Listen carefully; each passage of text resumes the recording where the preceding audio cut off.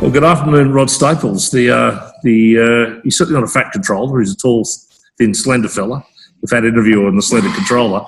But mate, you've got a beautiful trade set behind you. Can I ask you, in a time of COVID, the most extraordinary period of government service delivery, etc., even beyond any of the wargaming for major terrorist acts or anything, no one's really got this planned. What have you learned about Transport for New South Wales in the time, the good, the bad, the things you do differently, the things you're most proud of through this? Yeah, thanks, Chris, and look, really appreciate the opportunity to spend a bit of time with you and be able to sort of share some of our insights with your members. It's really important that I think we keep engaged with people at the moment, so loving the opportunity to do something like this and using the new technology. So credit to the Dialogue for setting things up like this. In terms of transport, so I'd say personally, to start off with, I feel really privileged actually. Maybe went through a couple of weeks of great stress as I absorbed the significance of this particular crisis. But if I actually reflect back over the last 6 months, even between bushfires, floods, and now what is obviously a crisis at much larger scale, I feel very privileged to lead an organisation that's got such an essential job to do within government. And that gives you a huge purpose, not just for me as a lead, but for everyone in our organisation. We know we've got a really important thing to do to respond and support the community overall. So I'm really proud of the way our people have stepped up. First and foremost, the frontline staff who continue to go out and run our services day in and day out, despite the fact that obviously this is an unseeable virus and disease. So we've worked really closely with them to give them the right sort of tools and understanding to keep themselves safe. But they continue to turn up. We've got a lot less customers on the services, but on the other hand, that's giving them all of that sort of social distancing space that everyone sort of craves at the moment. So we're carrying those essential workers, hospital staff, doctors, nurses, emergency services people are looking after buildings in the background, all those sorts of things. Yeah. It's really important role that we've got to play. It's just a very different job at the moment. And our product is more about cleanliness now and space than it is about sort of time. Mate, through sustaining Western Sydney through, it's such a transport challenge community, long commute times, etc. It's not the density of an inner city the transport planners love. It's the tough bit of an outer suburban area and a denser bit in the middle. One thing that sustained us through all of the problems about casualised workforce and about high SME impact, etc., is this spine being built, this major pipeline of big transport projects to do with population growth. I see you've just announced brought forward the tunnelling contracts for the Metro West. We know there's still a bit of debate, federal versus state, about the timing of Metro Greater West, the airport North-South run, and a range of other road projects, etc. Does the community have confidence that this hasn't changed any of the timelines, the pipelines, that those mega projects that keep employment going and managing growth will continue at pace? Yeah, really good question, Chris. I think right in probably the public eye and in the forefront, we've been focusing on the immediate response and working, supporting health and police in that and keeping our services running and helping the freight industry to keep all of those critical supplies moving to hospitals and supermarkets. And that's been a big job. But sitting right alongside that is another part of our business that's actually very quickly realised that to support the recovery afterwards, that in fact we need to keep this construction industry moving. We need to keep people in jobs, and the community still needs this transport infrastructure in the long term. So the job for us is to get on and do it. One of the great advantages of construction is that it does have very controlled environments with a lot of safe systems. So we think we can manage and navigate the COVID-19 crisis really well and keep these sites open, and we're really working alongside industry to do that. And we know it's not just about the next 2, 3, or even 6 months. The scale of the economic impact that's coming from this across the globe is significant. And so for government to continue to invest in the infrastructure that we had in the pipeline is really critical. So I may have people working off-site at the moment on a business case or a procurement plan or an EOI or a tender. That is equally important to the people that are out running the services at the moment, because that is very much about the future of the state. That's a great point. The future of Western Sydney. Because when people talk, governments will turn eventually when we pivot to recovery. We're dealing with the immediate pandemic impact, and that's entirely reasonable. I know there's a few people in the corner that are looking at recovery. Often that term shovel ready favours those projects. The bulldozers are humming, high vis and work boots are ready to go. But how do we think about those other, the big white collar factories of designers and planners and engineers that are working on projects a little earlier in the stage? Do they also get considered to keep that pipeline going? Is that considered shovel ready as well when you're at the procurement design stage, or only when you're digging holes in the ground? Yeah, absolutely, Chris. Absolutely. If anything, all the more for that front end side. So we don't want to lose any momentum on projects. No doubt in the last few weeks, as we've all rapidly adapted to working differently, we've probably lost some productivity, like every industry has at the moment. But we've seen rapid shift from people, maybe all working together in an office to working remotely.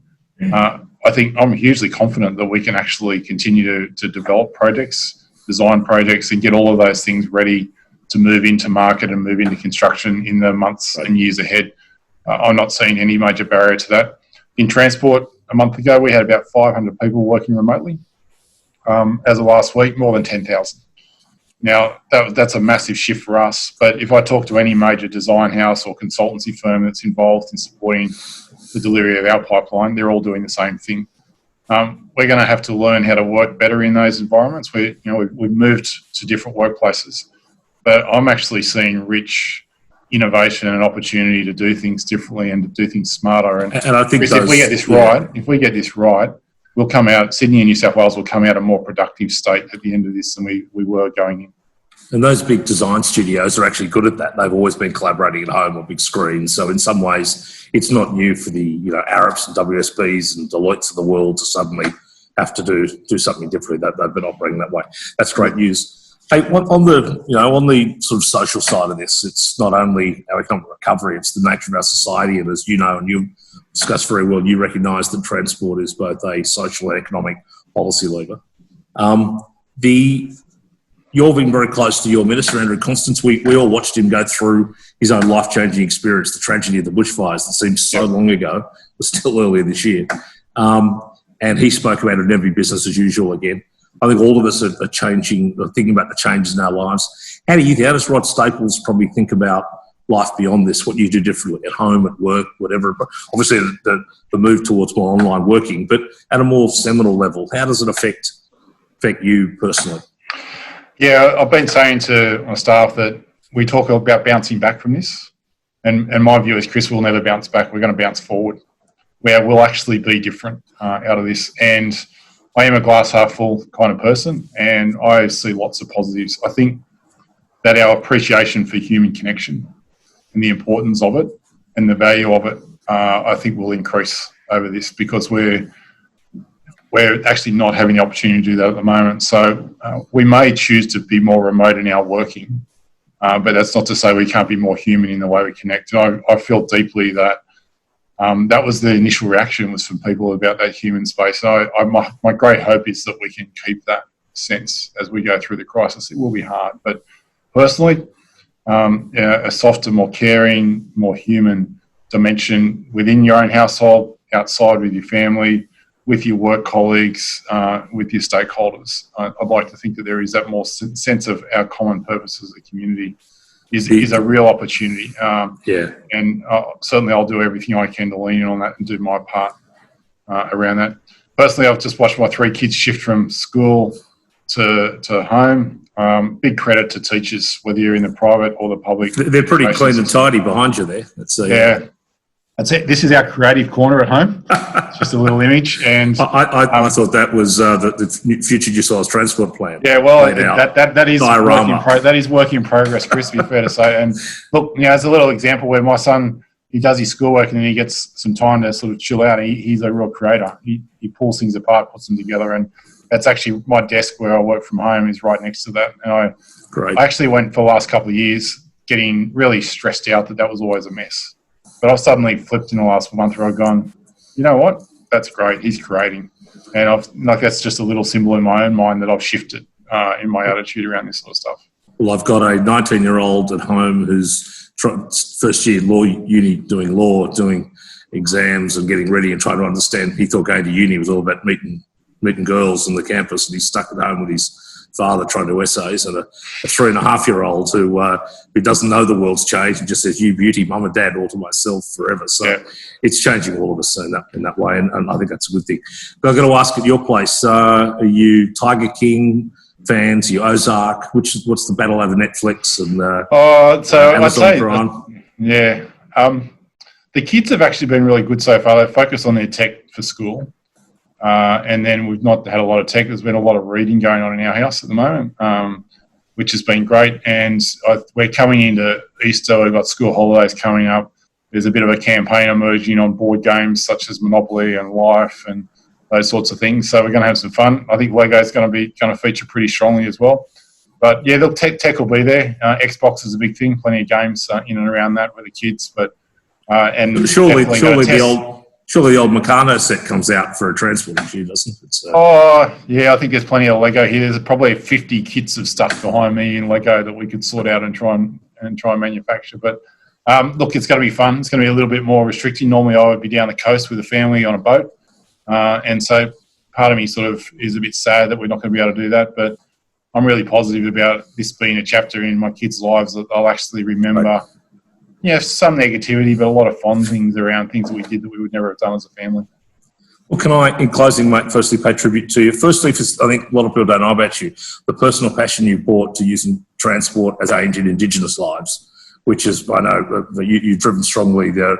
We're just finishing our own reconciliation plan with Indigenous communities in Western Sydney, but inspired, I know you've lent on procurement, you're being that everywhere. And keeping with that is probably your love of footy. The ultimate honour I can provide you, my friend, considering as an Eels supporter, we've officially won the comp already this year, finished number one. But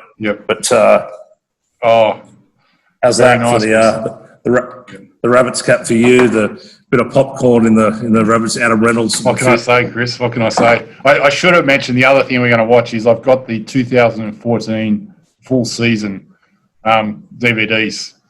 When we won the premiership. So my son and I are going to watch week by week as that emerges. And we'll recreate, so it'll be like we won the premiership again in 2020. You're particularly playing 1981 through 83. It'll really see some great footy.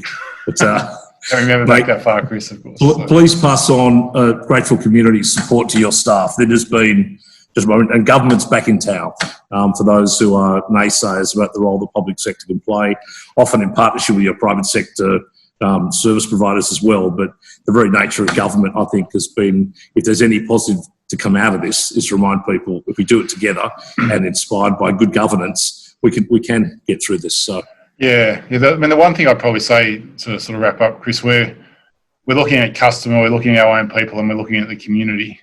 Those are the three tenets of focus for us as an organisation. Keeping people moving and supporting the response is really important. We're engaging with our staff through live streams in ways we've never done before, which is really exciting, and giving them opportunity to work in different ways. But the one that I think is really weighing heavily on all of us in transport is that we're in a really privileged situation, and the community is in really significant pain and need at the moment. And we as an organisation have got to try as much as we can to support that greater good across the community. I feel across government, but I'm really focused on it across transport, and that's something that we need to get really good at in the months ahead. Well, stay safe, stay home, and stay in touch, my friend. Good luck and Godspeed. Great to talk to you, Chris. Thanks very much. Right. Cheers, mate. Go the Eels and the Rabbits. See ya. Thanks, mate.